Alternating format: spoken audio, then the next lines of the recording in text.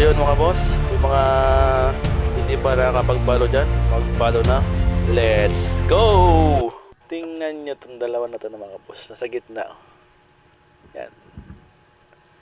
May nasagi na dyan eh. Yan, dalawa na yun, nauna na yun. Sa dalawa na yun, may nasagi na doon. So, huwag kayo masyadong gigit na dyan sa may kalinisan, sa crossing. Nako, may mga dumadaan dyan. So, mag-iingat lagi. 2 kamote spotted kanina. Eto ngayon. Panoorin nyo isa nga. Naka-red light yan ha. Red light. Ang ganda pa ng motor niya, NK. NK yung motor niya eh. NK, ano, ilang cc ba yan? Sakit na ng leg ko. Naka, nagulat ako. Ilang tumakbo. Ay, dalawa pa. Ay, balibasa. Nagmamadali siguro. Sabi nung katabi ko, nakakain daw ng kamote.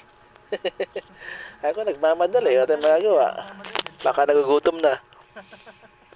Alam mo naman, pag nagmamadali yan, takawin ng disgrasya yan. Ito naman, sa may Adas. Molino Boulevard to, Adas Molino Boulevard.